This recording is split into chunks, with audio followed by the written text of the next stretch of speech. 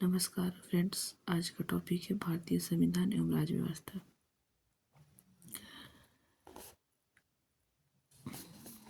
भारतीय संविधान के विकास का संक्षिप्त इतिहास अगर हम लोग जानना चाहते हैं तो प्लासी की लड़ाई 1757 ईस्वी एवं बक्सर की युद्ध 1764 ईस्वी को अंग्रेजों द्वारा जीत लिए जाने के बाद बंगाल पर ब्रिटिश इंडिया कंपनी ने शासन का शिकंजा कसा।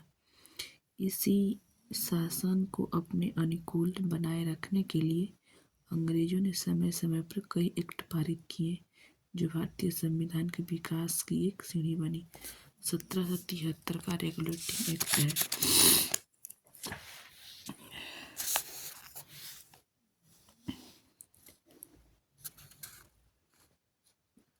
भारत में ईस्ट इंडिया कंपनी के कार्यों को विनियमित और नियंत्रित करने की दिशा में ब्रिटिश सरकार द्वारा उठाया गया यह कदम पहला कदम था, अर्थात ब्रिटिश के शासन पर संसदीय नियंत्रण स्थापित किया गया।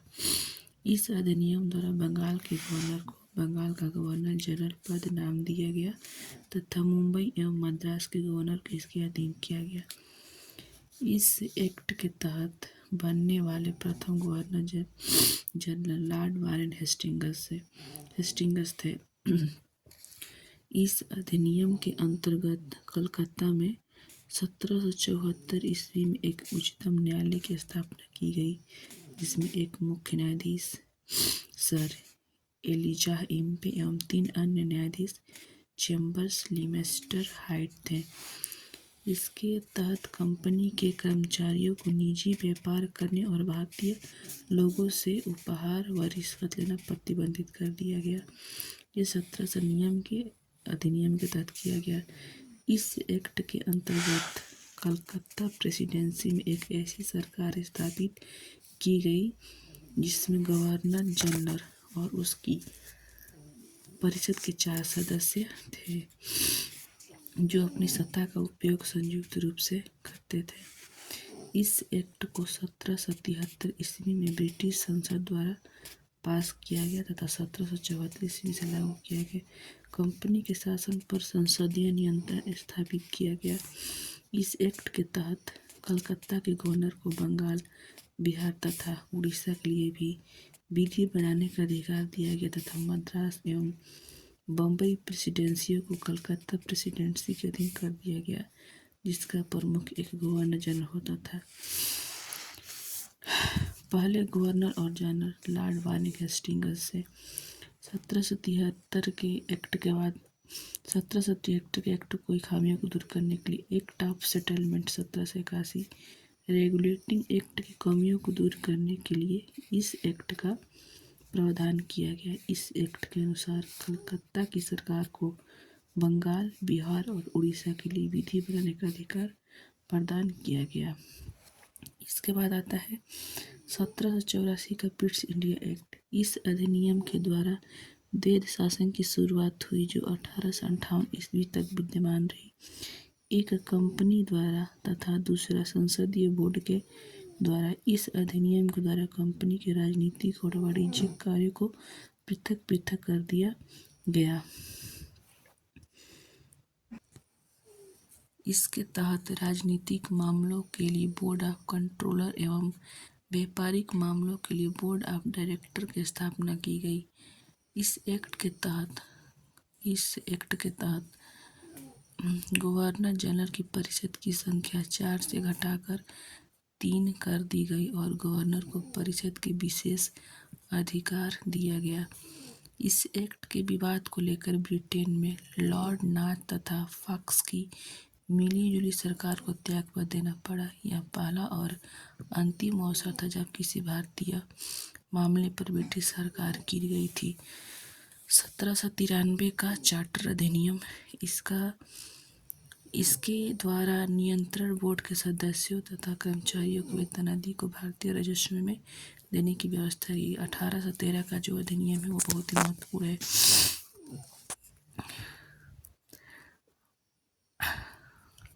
1813 के चार्टर एक्ट द्वारा कंपनी के भारतीय व्यापार में एक अधिकार को समाप्त कर दिया गया। यद्यपि उसका चीन के साथ तथा चाय के व्यापार का एक अधिकार बना रहा। 1813 के अधिनियम के तहत 1813 के चार्टर एक्ट के द्वारा कंपनी जो है भारतीय व्यापार के एक अधिकार को समाप्त कर दिया, यानी सभी के लिए इसको खोल दिया गया। लेकिन चीन के साथ चाय के व्यापार का एक अधिकार बना रहा।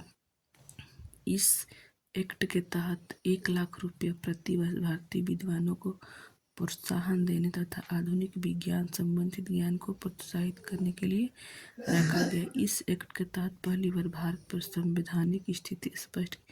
ईसाई मिशनरियों को भारत में धर्म प्रचार की अनुमति मिली 1813 के तहत। उसके बाद आता है 1833 का चार्टर अधिनियम। बंगाल के गवर्नर जनरल को भारत का गवर्नर जनरल बना दिया गया।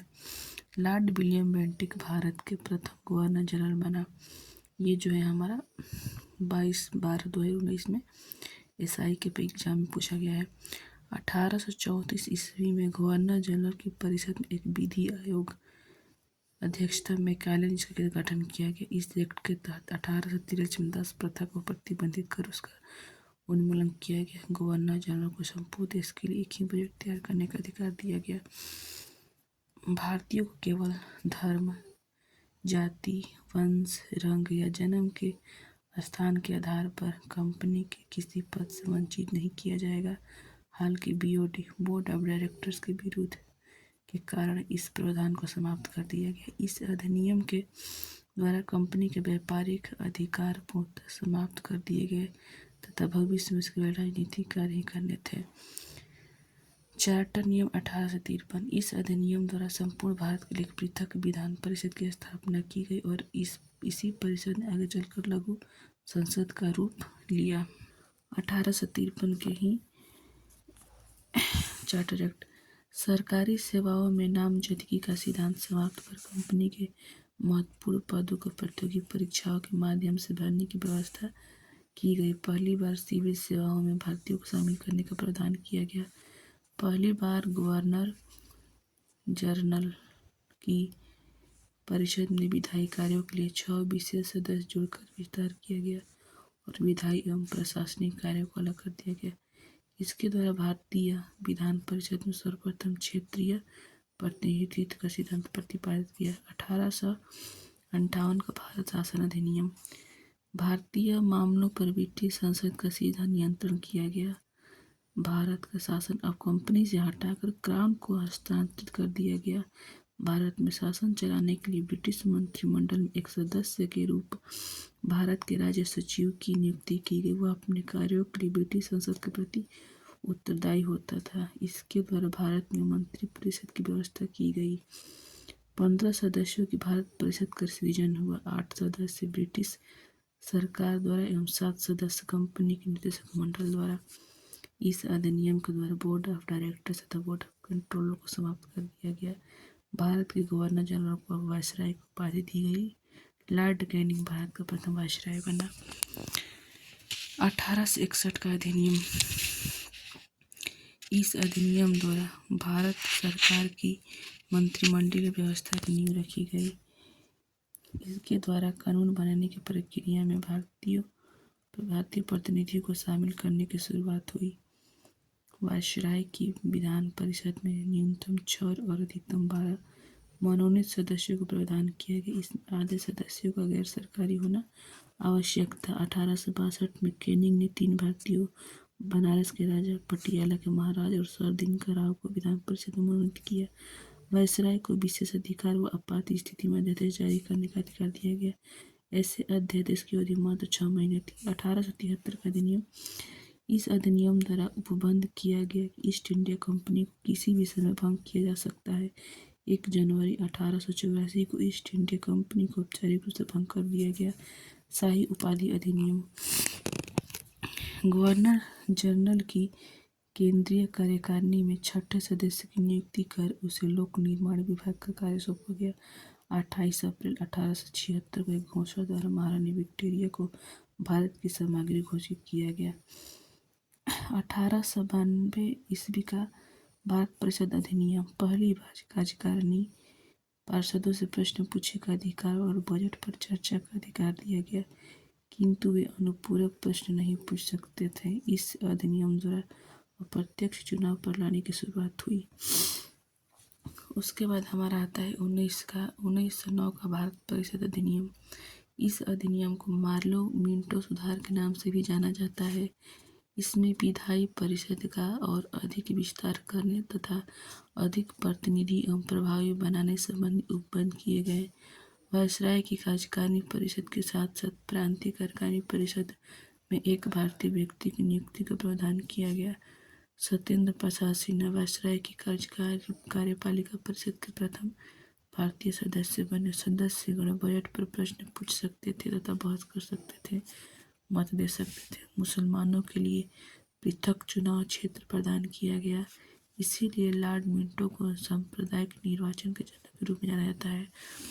1919 का मॉन्टेगू चेम्सफोर्ड सुधार अधिनियम, भारत शासन अधिनियम में इसका भी अपना एक महत्व है। इस अधिनियम के द्वारा केंद्र में द्विसदनात्मक विधायिका की स्थापना की गई। प्रथम राज्य परिषद तथा दूसरी केंद्रीय विधानसभा। राज्य परिषद के सदस्यों की संख्या 60 थी, जिसमें 34 निर्वाचित होते थे। देश में प्रत्यक्ष निर्वाचन तथा प्रांतों में द्वैध शासन के जनक लियोनेस कार्टिस को कहते हैं। प्रणाली का प्रारंभ किया गया। भारत सचिव को अधिकार दिया गया कि वह भारत में महालेखा परीक्षक नियुक्ति कर सकता है। इसके तहत 1 अक्टूबर 1926 को लोक सेवा आयोग की स्थापना ली आयोग की सिफारिश पर किया गया। भारत में पहली बार महिलाओं को वोट देने का एवं केंद्रीय बजट को राज्य बजट से अलग प्रस्तुत करने का प्रावधान किया गया। इसने सांप्रदायिक आधार पर सिखों, भारतीयों, ईसाइयों, मंगल भारतीयों और यूरोपीय के लिए पृथक निर्वाचन सिद्धांत को विस्तार दिया। 1935 का भारत शासन अधिनियम है, जो कि बहुत बड़ा है। इसको मैं अगले सेशन में करूँगी।